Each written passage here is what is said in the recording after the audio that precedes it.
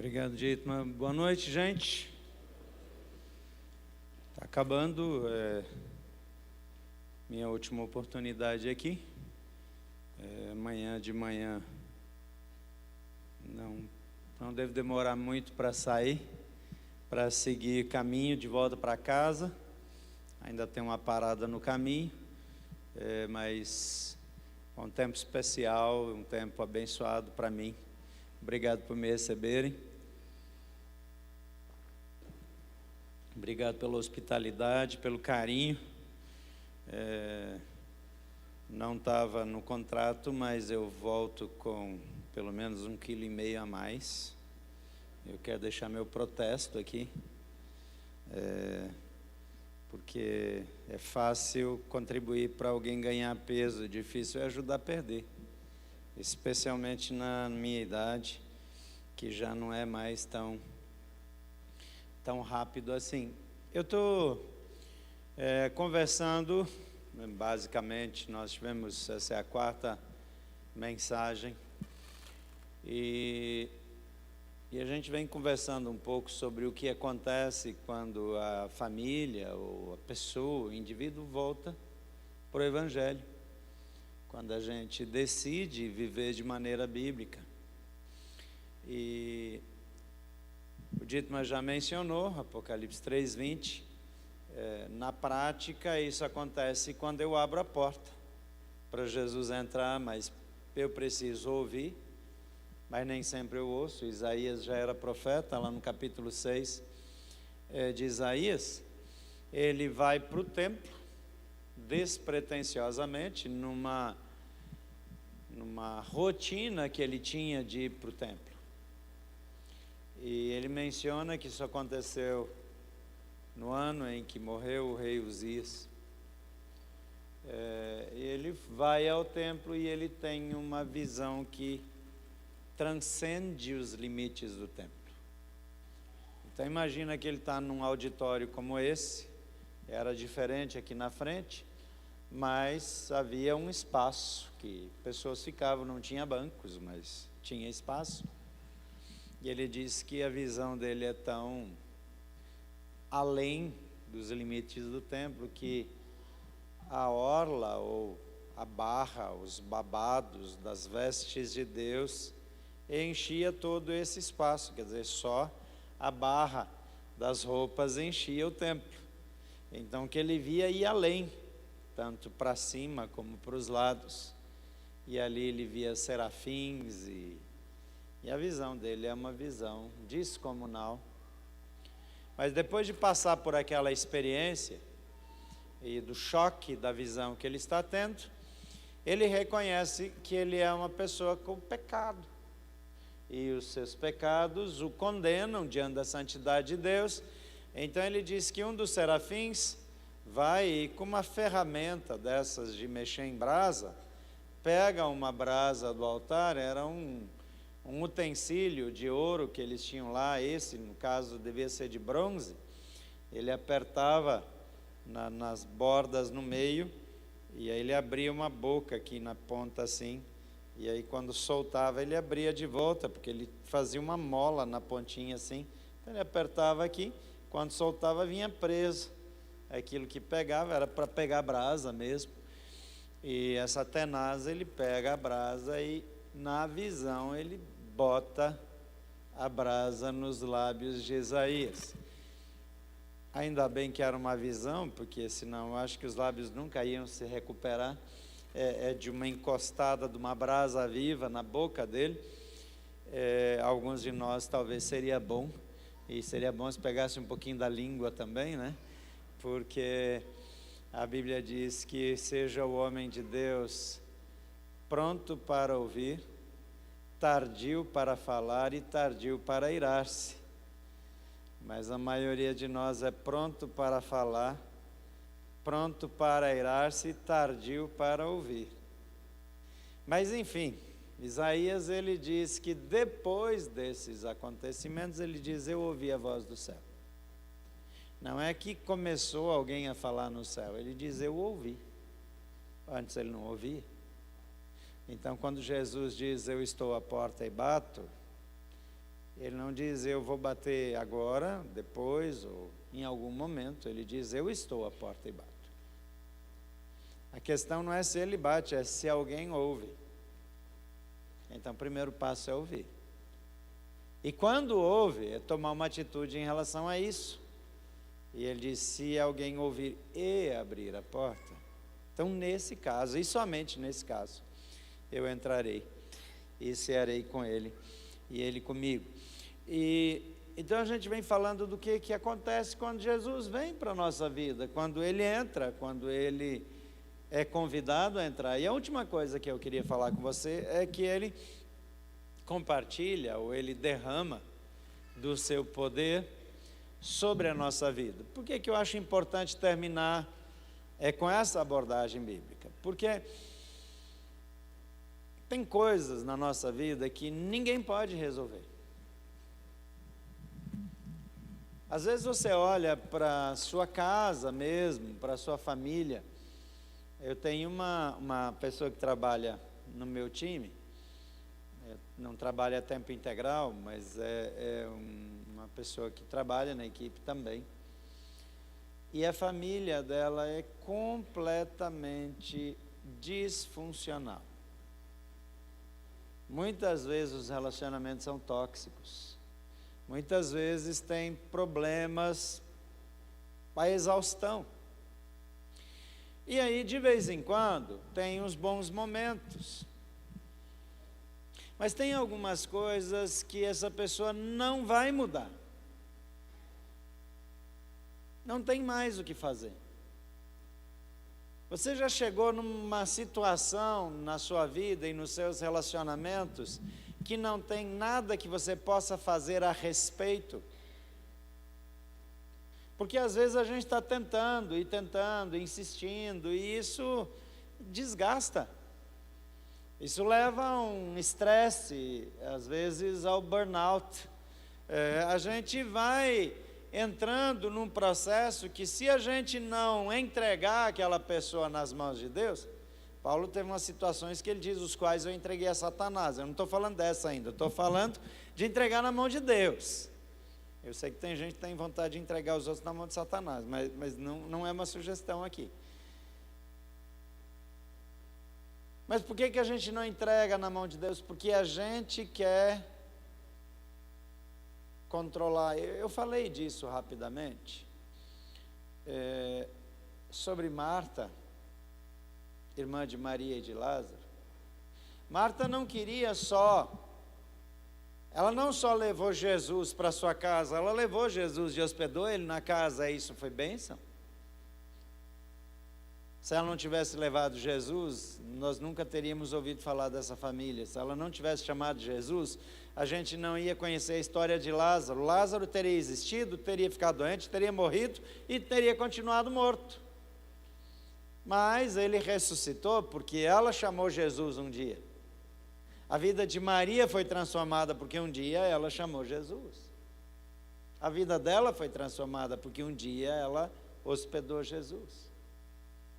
Mas Marta, ela não queria só decidir que Jesus ia ficar hospedado na casa dela. Ela decidiu que ele ia ficar hospedado na casa dela, ela decidiu o que eles iam comer, ela decidiu qual era a agenda, ela queria decidir o que Maria ia fazer, não só o que ela decidiu, porque ela disse, Jesus, manda Maria me ajudar, porque ela é uma folgada. E tem gente que tem membros da família folgados. Quem tem membro da família folgado? Levanta a mão para eu me sentir feliz aqui. Todo mundo tem membro folgado na família. Quem não levantou a mão provavelmente é um membro folgado. Não necessariamente, mas pode ser que seja, né? Pode ser que seja. A família é isso. Só que Marta queria até decidir o que Jesus ia decidir. Ela disse para Jesus, manda ela vir. A Marta não era fácil, não.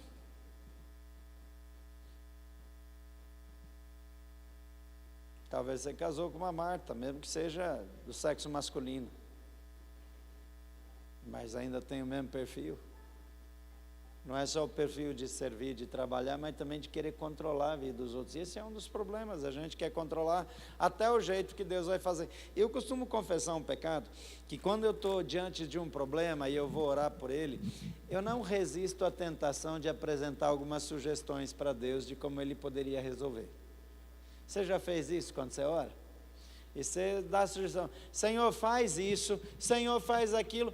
De onde que a gente tirou a ideia ridícula que a gente pode dar sugestões para ele, que ele está precisando da nossa sugestão? Mas você percebe que uma parte das nossas orações é meio que orientando Deus, Senhor, por favor, faz desse jeito, faz daquele outro jeito. E Deus fica olhando e fala assim, é de verdade isso aí? Que você acha que você pode me orientar, me instruir? Na verdade, eu acho que as minhas sugestões para Deus são boas, eu não sei por que Ele não aceita. Mas Ele não precisa disso. Mas quando a gente já fez tudo isso, a gente já andou igual Marta, a gente já fez várias coisas, a gente chega num momento que a gente fala, não tem mais o que fazer. Você já chegou nesse ponto? Eu não sei mais o que fazer com meu irmão, eu não sei mais o que fazer com a minha irmã, eu não sei mais o que fazer com esse casamento, eu não sei mais o que fazer com meus pais, eu não sei o que fazer com essa pessoa do meu relacionamento que eu amo, é uma pessoa amiga, é alguém da minha vida, mas não se arruma. Eu vejo pais, muitos pais, desesperados pelas decisões dos filhos. Porque os filhos começam a fazer da cabeçada e começam a fazer coisa errada e os pais vão enlouquecendo. Eles vão ficando insanos. E às vezes no desespero eles atrapalham em vez de ajudar. O que eu quero dizer para você hoje é que quando você ouve a voz e abre a porta, Jesus derrama o poder dele sobre a sua casa. E ele vai dizer, como disse para Marta e Maria, se você crer em mim, verá a glória de Deus. E ele já disse, quem crê em mim, ainda que morra, viverá.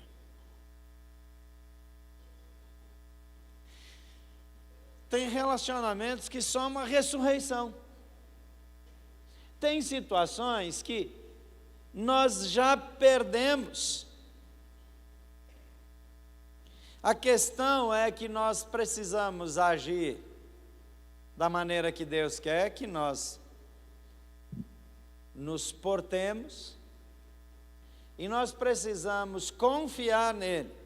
Eu quero ler dois textos aqui rapidamente. Filipenses 2, 12 a 18 diz assim, meus amados, como vocês sempre obedeceram não só na minha presença, porém muito mais agora na minha ausência, desenvolvam a sua salvação com temor e tremor, porque Deus é quem efetua em vocês tanto querer como realizar, segundo a sua boa vontade.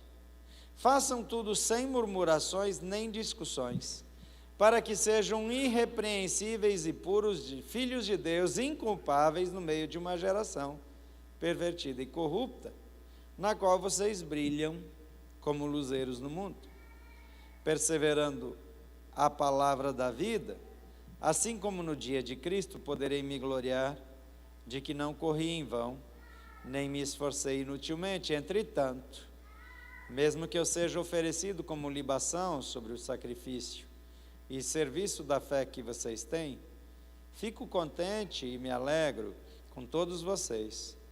Assim também vocês, pela mesma razão, fiquem contentes e se alegrem comigo. E em 2 Timóteo 2, 14 e 15, ele diz, relembre a todas estas coisas, dando testemunho solene diante de Deus, para que evitem brigas a respeito de palavras, pois isso não serve para nada, a não ser para prejudicar os ouvintes. Procure apresentar-se diante de Deus aprovado, como obreiro que não tem de que se envergonhar, e maneja bem a palavra da verdade.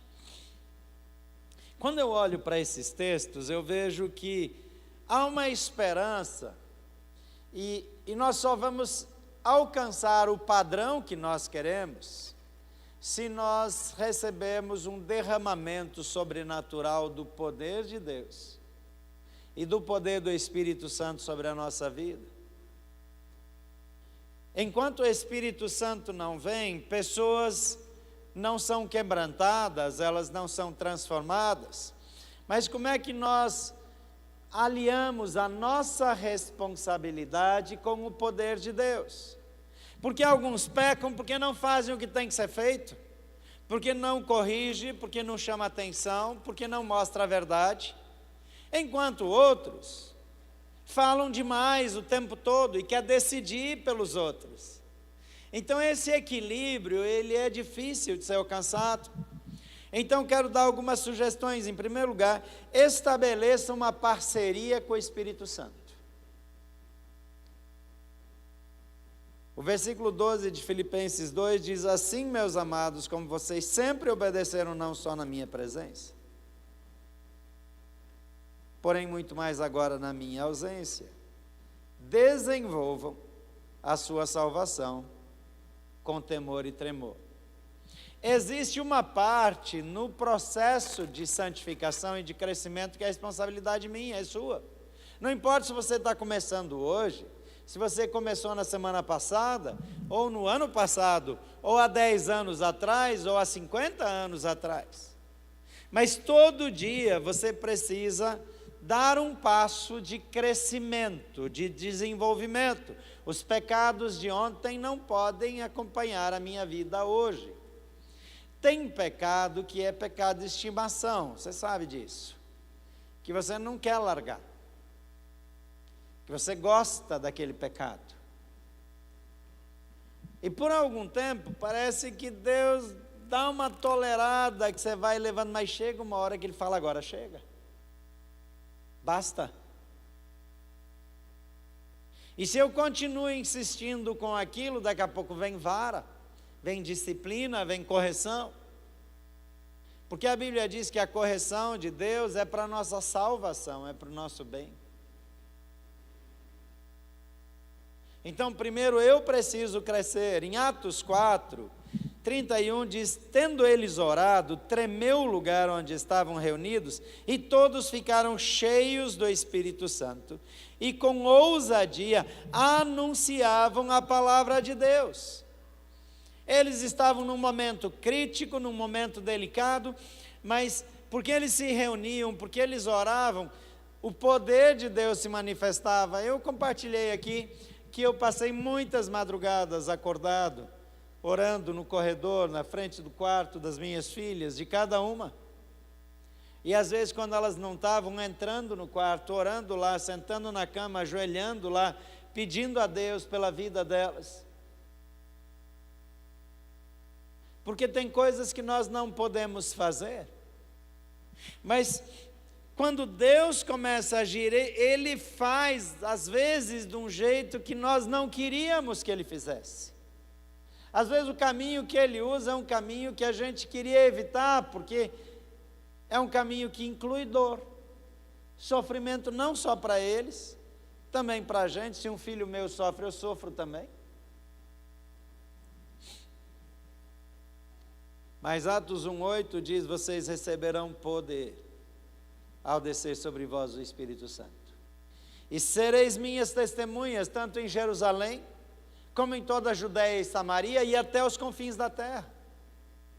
Então, há um propósito no derramamento do poder. Tem situações que ninguém pode resolver. Às vezes as pessoas vêm para um encontro de aconselhamento comigo, e elas têm, às vezes, elas têm a ilusão de que elas vão sentar comigo e vão sair com uma fórmula, com uma receita, com uma solução. E às vezes a única coisa que eu posso fazer é chorar com a pessoa, dar um abraço e orar junto.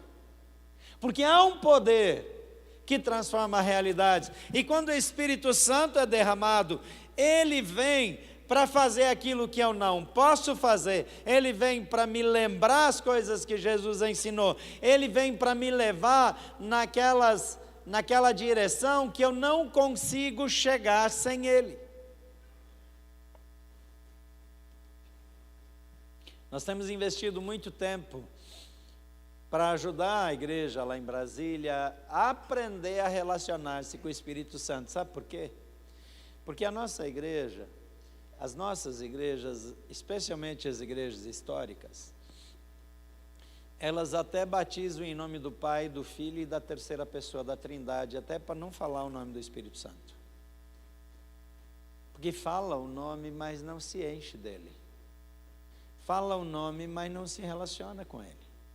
Jesus diz, eu vou entrar e você há. E é interessante que as refeições, elas acontecem numa mesa. Mas às vezes a mesa vira só uma área de decoração. E na mesa não tem comida, não tem partilha. Às vezes as nossas refeições com a família são feitas com uma mão no garfo e a outra no celular. Tem gente que janta assistindo o jornal. Não tem nada que presta para ouvir no jornal, não, já foi. Você já sabe que só vai ter conversa ruim e mentira. Os jornais não têm mais compromisso com a verdade. É tudo jogo combinado. Você não precisa daquela informação. Eu sou uma pessoa que eu preciso andar bem informada. Mas as minhas informações não podem sair mais de veículos de informação. Porque os veículos de informação, eles só vendem a ideologia corrente. E eu não estou falando de política, nada disso, eu nem gosto dessas conversas. Eu estou até aqui de política, eu moro em Brasília, eu não gosto de falar desse assunto. Só que aí Jesus diz, eu vou, mas eu vou deixar o Consolador, e Ele vai guiar vocês, Ele vai ensinar vocês, Ele vai orientar vocês em todo o tempo. E aí a gente fala, legal, o Espírito Santo está aí. Eu suponho que Ele esteja em mim. Mas quando foi a última vez que você ouviu a voz do Espírito Santo?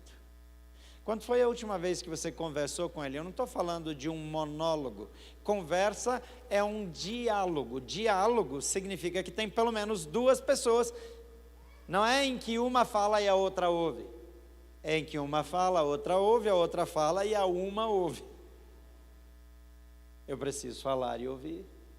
Eu preciso aprender. Mas daí nós permitimos que tradições religiosas, ou medo, trauma de que alguma coisa aconteceu, porque um dia, em 1931, uma igreja dividiu e eu nunca mais vou deixar, sabe, umas bobagens, uma perda de tempo, e daí eu não sei nada de Deus. Eu não tomo mais decisões sem ouvir a voz do Espírito Santo.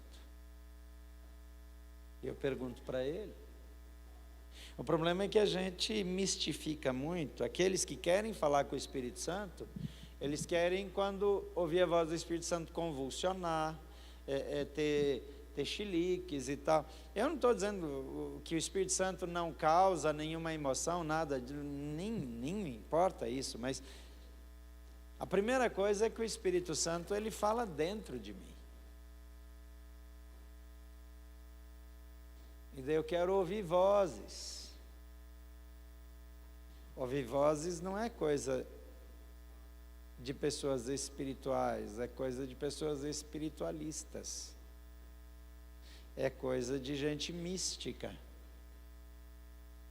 A voz de Deus, proclamada pelo Espírito, ela vem no nosso coração. Uma vez a Ana, uma missionária nossa que serviu muitos anos na Índia, hoje está conosco, Ela tem umas filhas, as filhas dela são todas com altas habilidades, é uma família meio esquisita. E a menina com 3, 4 anos disse, mas mamãe, eu não sei como é a voz de Deus. Eu não ouço a voz de Deus. E aí ela disse que o Espírito Santo falou com ela, disse, não existe um Espírito Santo mirim e um Espírito Santo de adulto. Quem traz a revelação é o mesmo Espírito. Para criança, não tem faixa etária, é o mesmo Espírito.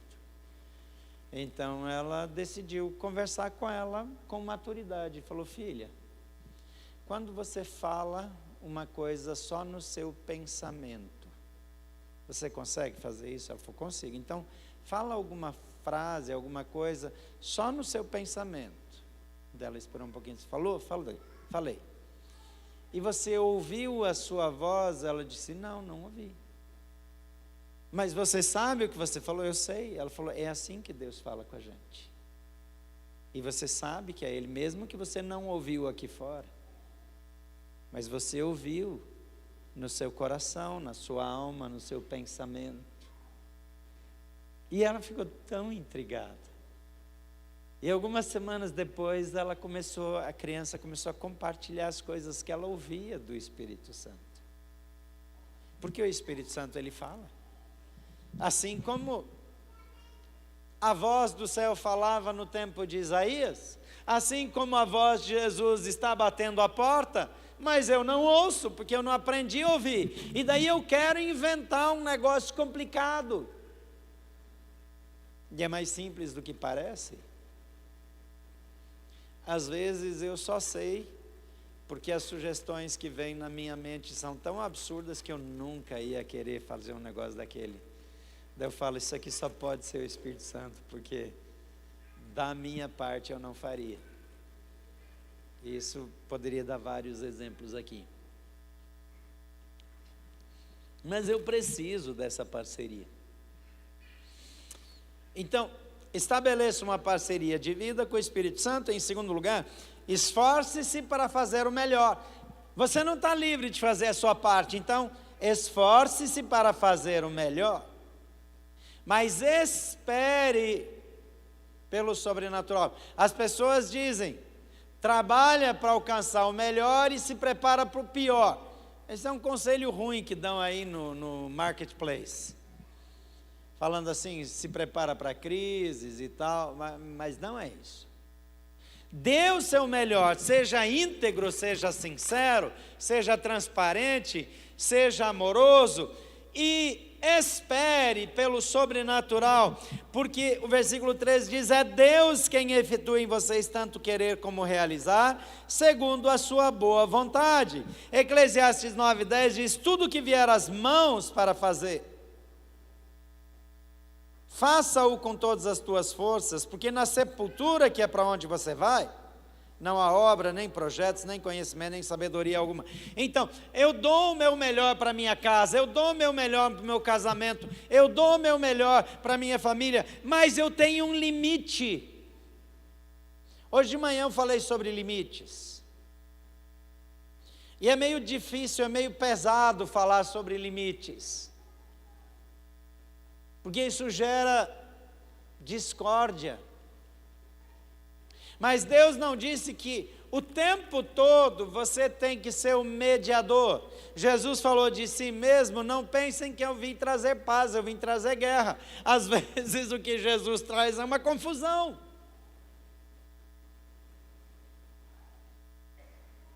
Mas a minha parte, eu preciso ter a consciência de que eu fiz o que está ao meu alcance.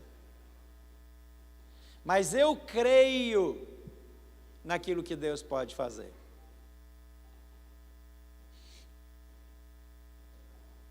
Tem algumas coisas que eu aprendi com meu pai. Tem coisas que eu vi meu pai fazendo que eu aprendi a nunca fazer. Tem coisas que ele fazia que eu não quero fazer. E algumas ele faz até hoje, com 93 anos. Porque ele esqueceu de algumas coisas boas, mas algumas ruins ele não esqueceu. continua fazendo.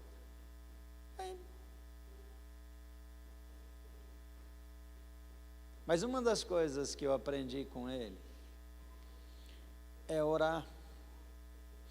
Não tem um dia da vida do meu pai que ele não ora pela salvação daqueles que não conhecem Jesus. Nenhum dia. Nenhum dia. Eu nunca sentei à mesa com meu pai enquanto eu morei com ele, sem ouvir ele orar. Dá oportunidade para aqueles que ainda não te conhecem. Abençoa os pastores, os missionários e os teus filhos em todos os lugares.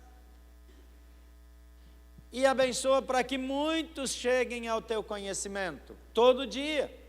Às vezes a mesma frase até. Todo dia ele orava: abençoa os nossos filhos, netos. E ele foi acrescentando bisnetos. E se ele continuar aí, vai ter que acrescentar mais, porque daqui a pouco os bisnetos dele vão estar tendo filho, porque o homem está durando.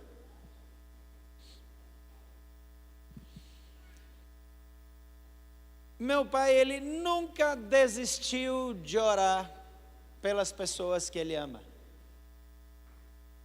E eu queria dizer isso para você: nunca desista de orar por aqueles que você ama. Mas também não desista de orar por aqueles que você deveria amar e não consegue mais. Porque tem gente que é muito difícil de amar. Mas queria aliviar você: a Bíblia nunca diz que você tem que gostar de todo mundo. Você já leu na Bíblia? Gostem uns dos outros. Eu nunca li. A Bíblia diz: amai-vos uns aos outros. E quando eu olho para a Bíblia, o que é amar? Amar é ser atencioso, é demonstrar por atitudes o amor de Deus. Amar, na linguagem bíblica, é fazer o que Jesus faria por aquela pessoa, mesmo que você não goste dela. Eu vim de Brasília sozinho dirigindo, não é grande coisa. Acho que a Melissa foi dirigindo sozinha outro dia, mas ela tem 12 anos, com 12 anos a gente vai para qualquer lugar. Agora, eu não gosto de dirigir sozinho por 5 horas, 6 horas, por 10 horas, 12 horas. Mas sabe o que eu gosto menos ainda? De dirigir na companhia de alguém que eu não gosto. Tem gente que quando você está junto, você não vê a hora de ir embora. Tem pessoas que você nunca convida para comer na sua casa. Você tem que levar para comer, você vai levar no restaurante, porque é só levantar e ir embora. Porque se ele for para a sua casa, ele não vai embora e fica feio mandar embora. Tem gente que eu não quero que me pegue na minha casa para me levar no aeroporto, porque eu não tenho nem assunto. Ainda bem que a Bíblia não diz que eu tenho que gostar de todo mundo. Mas só porque eu não gosto, eu não tenho permissão de não amar. Você entende a diferença? A maneira que eu trato precisa ser cordial. Eu não posso negar o amor de Deus para aquela pessoa só porque eu não gosto dela. E tem coisas que... Você sabe que tem coisa que não dá match, né? A gente não combina com todo mundo. Você já percebeu que tem gente que não combina com você? Aí você fala: eu vou tentar de novo, mas não encaixa. Sabe? E tem gente que a primeira vez que você encontra já dá liga. Por quê? Não sei por quê. Porque nós somos pessoas assim. A gente combina com alguns e não combina com outros e está tudo bem. Mas aqueles com os quais eu não combino, eu preciso entregar o amor de Deus para eles. E a Bíblia diz: amem os seus inimigos, as pessoas que não gostam de você também de volta, e que se opõem a você. E diz mais: orem por aqueles que os maltratam. Sabe que oração eu tenho vontade de fazer por quem me maltrata? Aquelas orações que Davi fazia: Senhor, faz com que as vísceras deles, o intestino saia pela barriga, que os urubus comam eles no caminho, que os cachorros lambam o sangue deles nas estradas. Eu queria fazer a oração de Davi. Eu acho espiritual, está na Bíblia, por que eu não posso orar assim?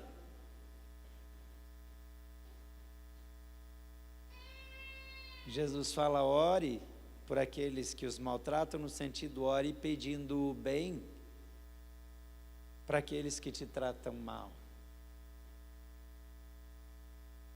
Não retribua o mal por mal, mas retribua o mal com o bem. Não é tão fácil. E quando a gente fala de família, tem hora que parece que a coisa mais fácil é largar e começar de novo. Larga essa criatura abominável e casa com outra.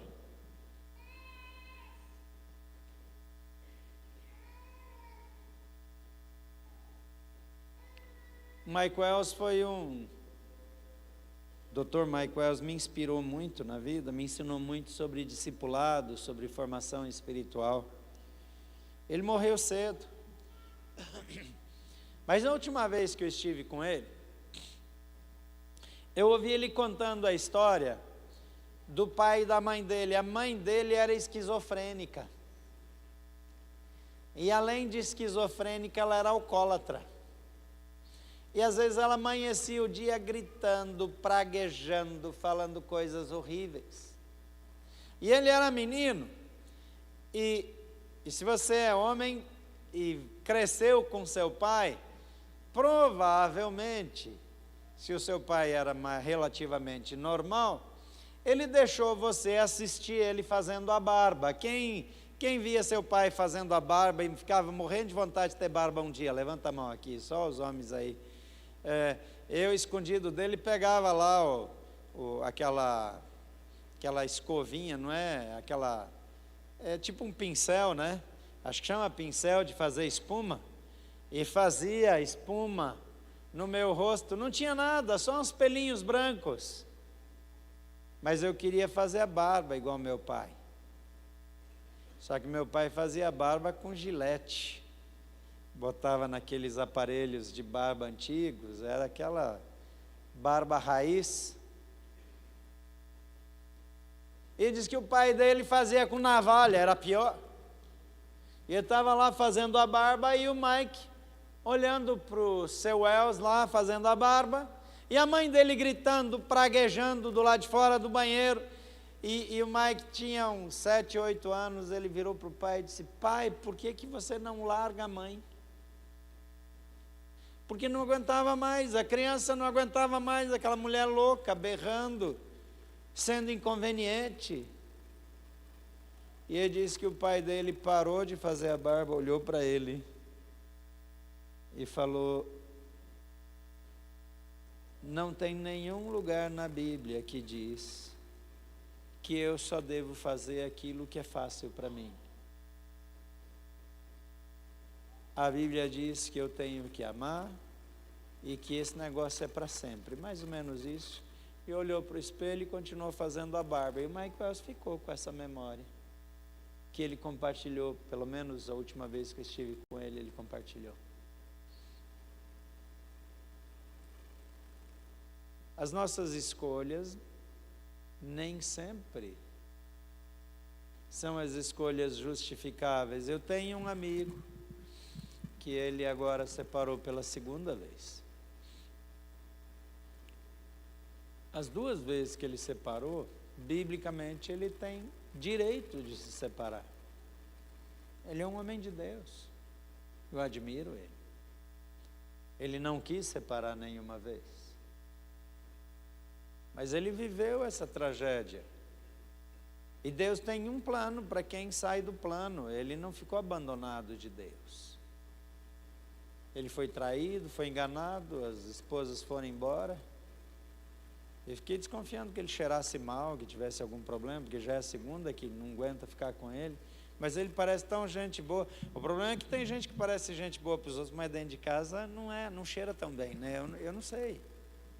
Mas o que eu sei é que tudo que eu vejo é bom nele. Tenho certeza que ele tem um dedinho podre para escolher.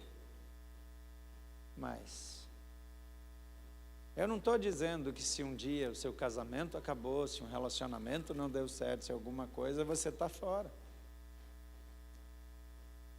Você precisa se esforçar e dar o seu melhor. Mas você precisa crer que aquilo que você não pode fazer, aquele que pode todas as coisas, está disposto a entrar e fazer a transformação. Amém? Eu não sei se você tem situações impossíveis, mas eu tenho algumas.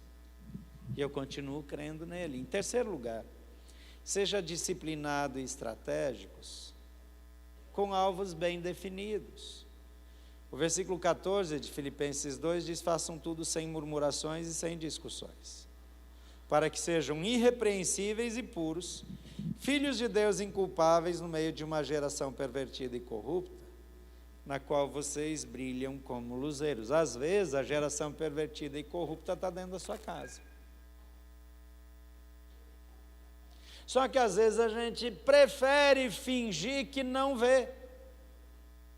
A gente passa anos dizendo não deve ser isso. Os filhos estão em pecado. Mas você faz de conta que não percebe, porque tem medo de perder. Ele está dizendo: viva você de maneira que você seja inculpável. Isso não quer dizer que não vai ter acusação contra você, que não vai ter crítica contra você, mas dá o seu melhor para ter consciência em paz. Mateus 5, 14, 16 diz: vocês são a luz do mundo, não se pode esconder uma cidade situada no alto do monte, a sua maneira de viver precisa ser um exemplo, mas você não controla as coisas. E hoje à noite eu queria encorajar você a crer em milagres, em crer num Deus do sobrenatural, que pode mudar aquilo que parece imutável, que pode transformar aquilo que você não vê nenhuma possibilidade. Mas você precisa crescer, então seja intencional na busca do crescimento. 1 Timóteo 2,15 diz: procura apresentar-se diante de Deus aprovado, como obreiro que não tem de que se envergonhar, que conhece bem a Bíblia, que maneja bem a palavra da verdade. Seja firme, profundo, arraigado na verdade. Mas você tem limites.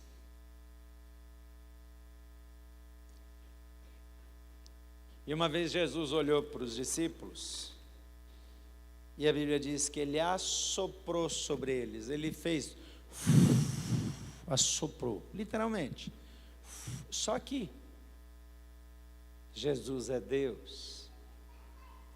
Então o sopro dele é o ruach, o ruach, o vento do Espírito. E ele vira e fala assim: receba o Espírito Santo. O meu sopro é só sopro mesmo, mas o ruach de Jesus. Quando você vê a criação, Deus faz um boneco de barro. É o bebê reborn. Só que o bebê reborn de Deus, ele assopra nas narinas. E quando ele assopra nas narinas, o sopro de Deus gera vida. Era um boneco de barro, bem feito, perfeito, com todos os detalhes, mas era só um boneco. Quando você olha para um bebê reborn, ele é um bebê. Ele até fala às vezes, chora, faz xixi. Ele parece um bebê. Ele tem a pele macia.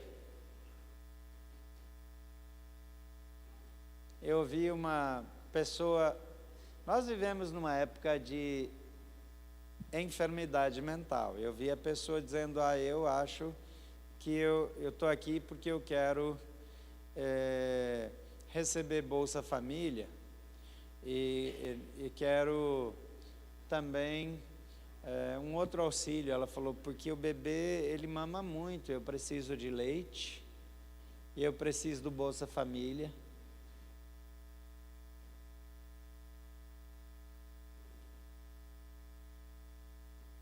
Tem sonhos e projetos nossos que não passam de um bebê reborn.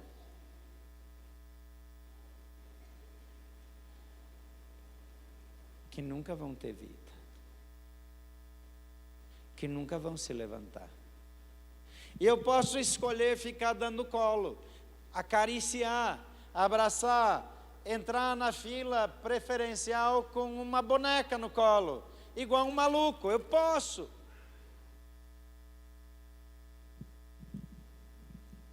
Mas um dia Deus pegou o boneco que Ele fez e Ele assoprou nas suas narinas. E o sopro de Deus é fôlego de vida.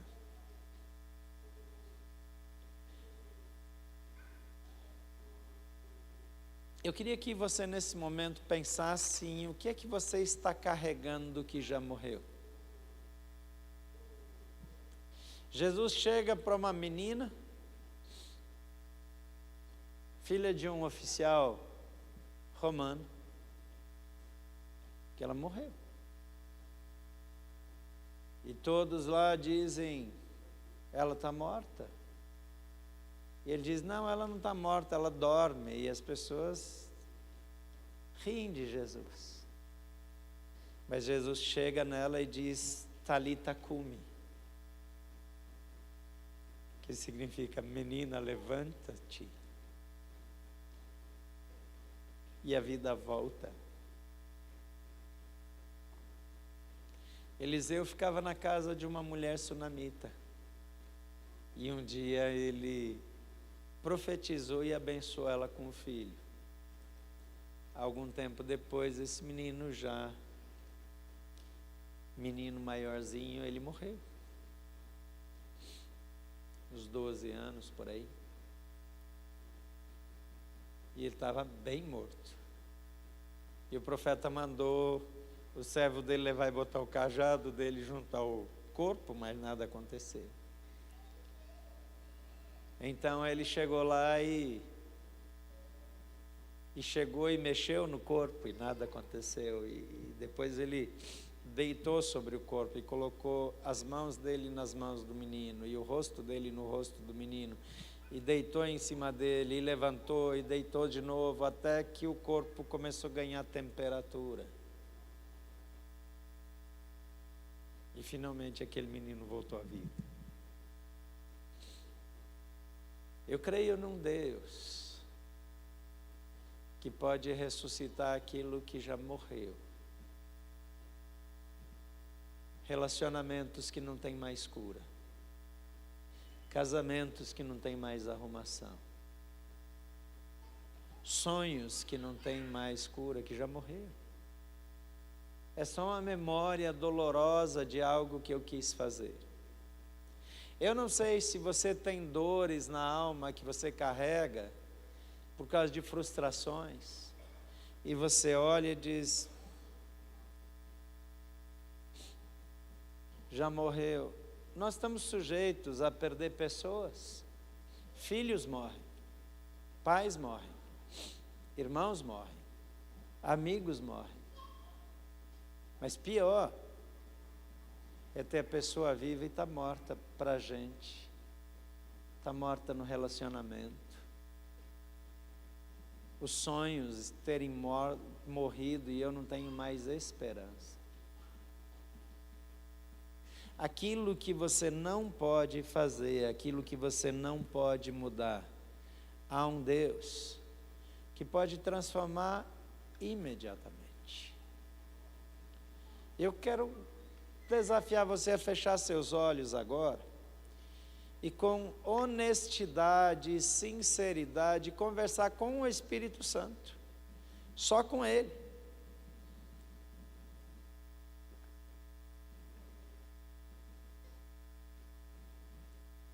E diz o Espírito Santo: eu não vejo mais, eu até quero me esforçar para fazer alguma coisa, mas já morreu. Quando Jesus chega com Marta e Maria no lugar que Lázaro foi enterrado,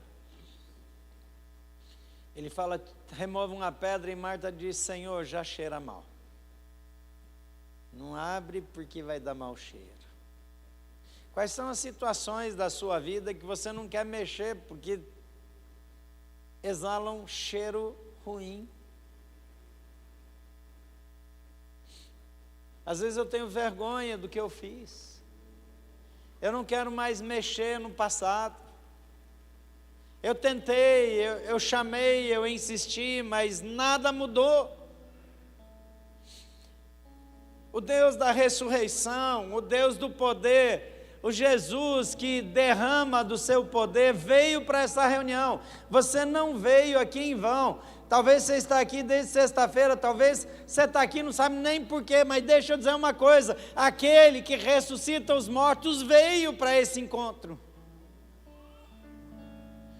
E eu vou repetir o que eu já disse outra hora: não há nada que a presença de Jesus não possa curar. Tem um relacionamento que já cheira mal. Tem um projeto que já cheira mal. Um casamento que vocês viraram colegas de quarto, mas já cheira mal. O seu marido, sua esposa estão mentalmente enfermos. E você não sabe mais o que fazer, não tem mais casamento, não tem mais. E você até já está interessado em outra pessoa. As suas decisões já cheiram mal, a sua história cheira mal. Jesus está aqui. E Ele sabe quem você é. Ele sabe onde você errou e onde você acertou. Mas ainda assim Ele te ama incondicionalmente.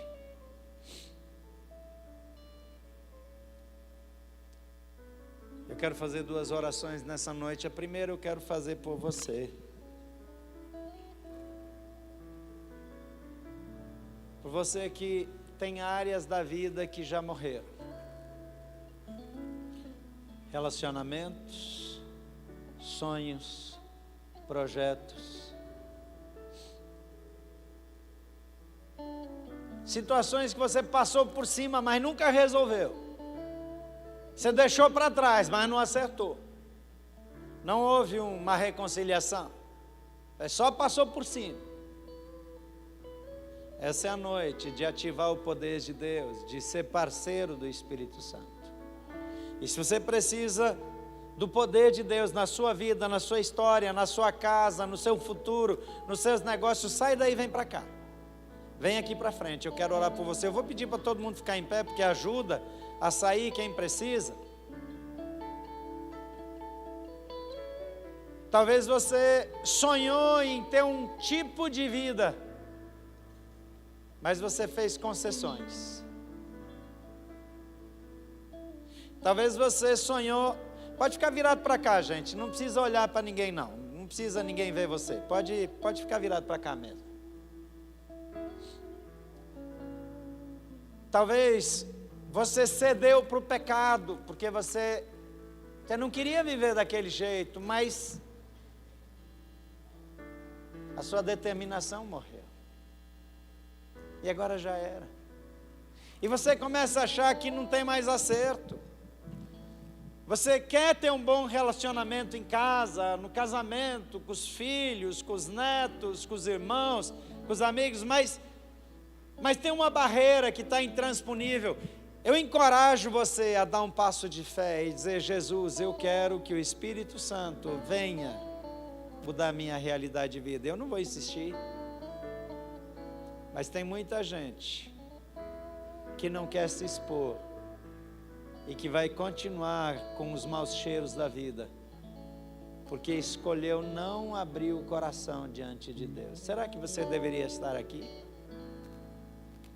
A Bíblia diz hoje: se ouvirdes a sua voz, não endureçam os vossos corações. Feche seus olhos. Espírito Santo de Deus, tem áreas da nossa vida que só o Senhor pode mudar. Tem coisas que ninguém mais, e o nosso esforço não é suficiente. Tem situações que nós não temos para onde ir, mas em nome de Jesus, eu oro por teus filhos e filhas que se colocam aqui, e tudo que envolve a vida deles, e eu peço: Espírito Santo, vem de maneira sobrenatural, extraordinária, e muda as suas vidas e a sua história, dá nova esperança, dá um novo tempo, concede a eles a bênção de reviver os teus sonhos e os teus projetos. Eles são teus, a tua glória está neles, o teu sopro de vida vem sobre eles. Então vem vento de Deus e sopra a vida onde há morte, traz esperança onde só existe dor e frustração, e que a tua boa mão traga restauração e bênção, em nome de Jesus, em nome de Jesus. Eu queria que você continuasse em pé. Vocês podem voltar para o lugar de vocês que vieram aqui para frente, mas enquanto você volta, eu quero dizer: creia naquilo que Deus quer fazer na sua vida. Não abra mão, não é um momento, não é mais uma oração, é um recomeço.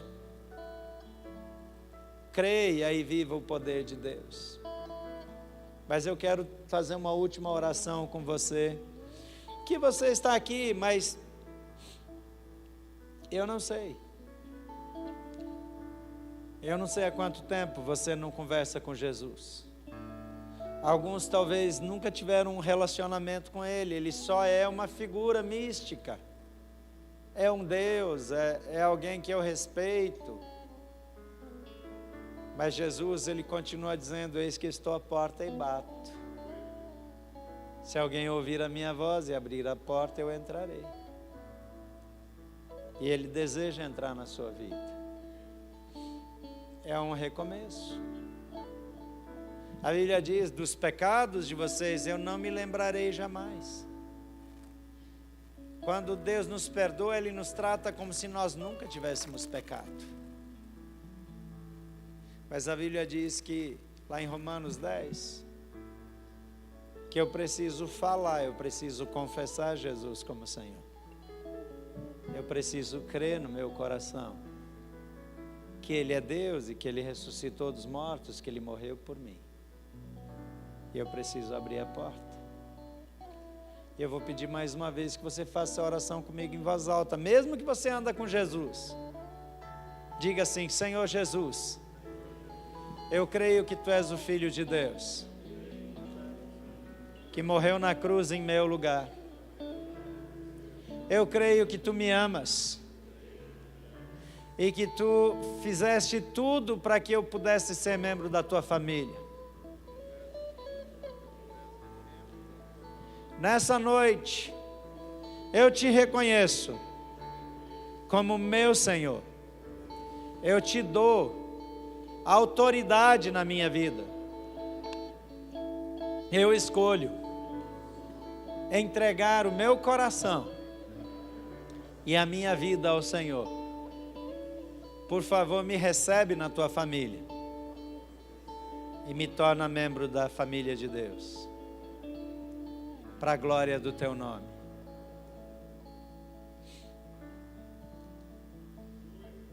A Bíblia diz que se você foi sincero nessa declaração, a sua vida começa a mudar hoje. Não é amanhã, não é semana que vem, é hoje. Os seus relacionamentos começam a mudar hoje. A sua história começa a mudar agora, porque Ele está aqui.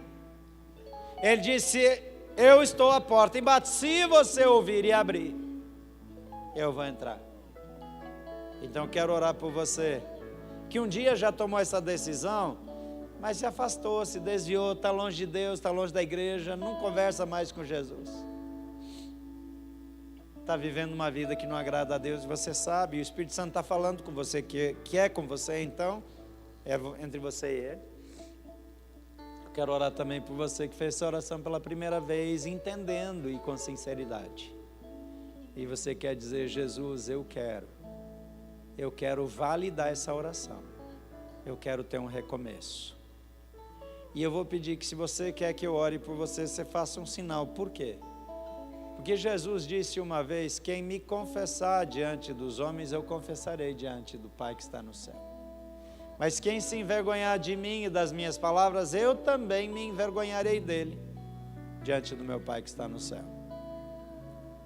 Então eu quero que durante a oração você levante sua mão, se você quer validar. Se você quer, se não quer, não é comigo, está tudo bem. Mas se você quer, eu quero que você levante a mão, mas levanta lá em cima, não levanta aquela mãozinha escondida, não. Levanta a mão lá em cima e deixa a mão erguida enquanto eu estiver orando. Mantém sua mão erguida, dizendo: eu quero recomeçar, eu quero um novo tempo, eu quero perdão, eu quero uma nova vida com Jesus, eu quero uma nova vida na minha casa, eu quero perdão e restauração, eu quero ser parte da família de Deus. Pode levantar sua mão, feche seus olhos.